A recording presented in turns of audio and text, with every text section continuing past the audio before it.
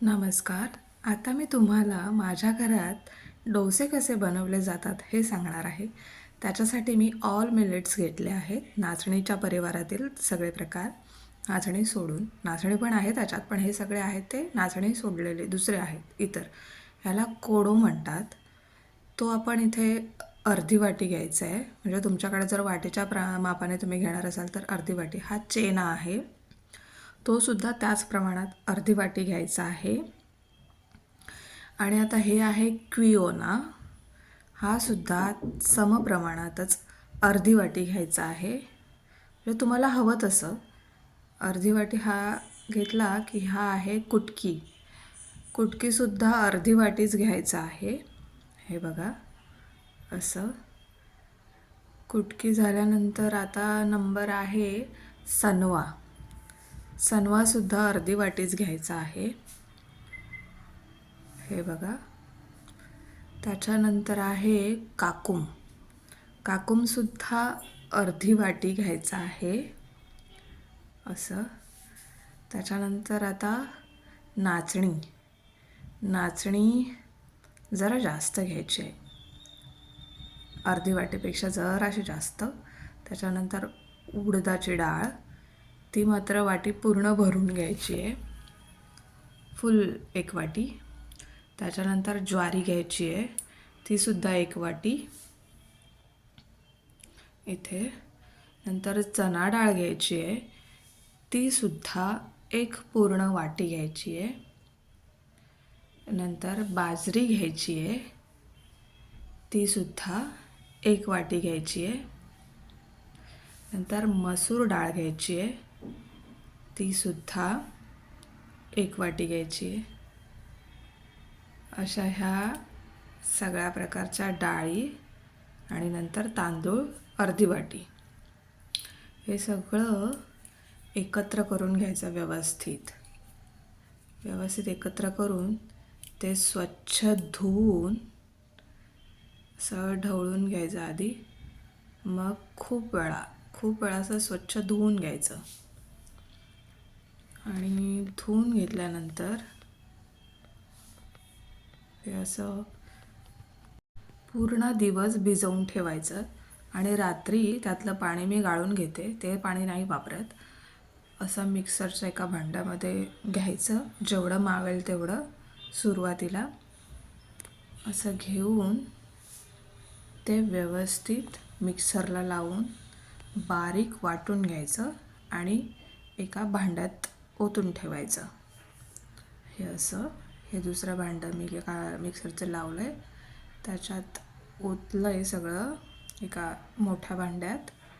यावेळेस मी जरा थोडंच बनवत होते, नाहीतर एरवी मी हे भांडं अर्धं भरतं, जेणेकरून सकाळी हे पूर्ण फुगलेलं असतं पीठ भांडाभर. असं व्यवस्थित त्याच्यात एक चमचा खायचं तेल ओतून ते असं व्यवस्थित ढवळून घ्यायचं, पूर्णपणे सगळं मिक्स होईल असं.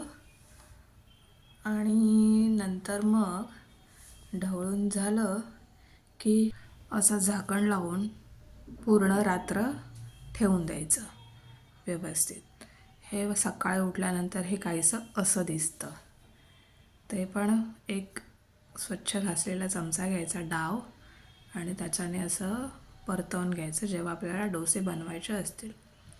आणि जशी कन्सिस्टन्सी त्याची झालेली असेल तसं त्यात खूपच जाड झालं असेल तर थोडंसं पाणी टाकायचं त्यात आणि व्यवस्थित ढवळायचं. त्याच्यात चवीप्रमाणे मीठ टाकायचं, आपल्याला जितकं लागतं तेवढं मीठ टाकायचं आणि परत ते ढवळून घ्यायचं व्यवस्थित. हे असं पूर्ण ते मीठ त्या पिठामध्ये मिक्स झालं पाहिजे, त्या बॅटरमध्ये. आणि आता हे असं छान तयार झालेलं पीठ मी आता इडलीच्या भांड्यामध्ये ओतणार आहे. कारण माझ्या घरी जेव्हा मी डोसे बनवते तेव्हा एक भांडं इडलीचं पण लावते. माझ्या आहोंना इडल्या पण आवडतात फार. सो हे असं भांडं मी इडलीचं व्यवस्थित आधी त्याला तूप लावलं आहे मी, जेणेकरून ते चिकटू नयेत म्हणून. आणि असं थोडं थोडं करून इडलीच्या त्या भांड्यामध्ये लावायचं, पूर्ण पूर्ण एक भांडं मी आता लावलं आहे, म्हणजे 16 इडल्या होतात एका भांड्यात, एका पात्रात त्या.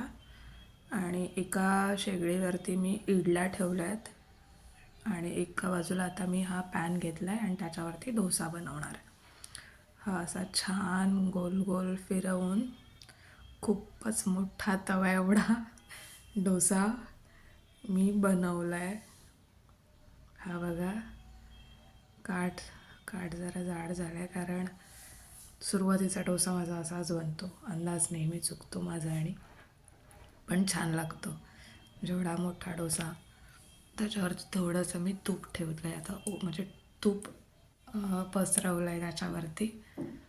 हे बघा, झाकण अजिबात ठेवायचं नाही.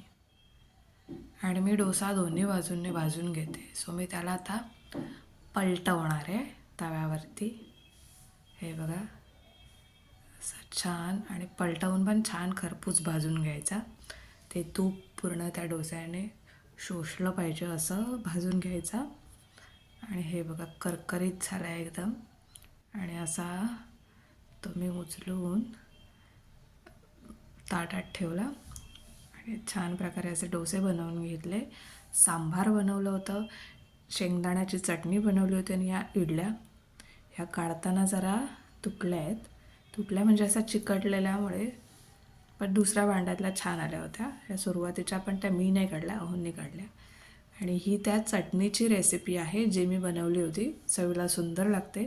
ह्याच्यासाठी मी नंतर तुम्हाला व्हिडिओ करीन. व्हिडिओ आवडला असल्यास लाईक नक्की करा.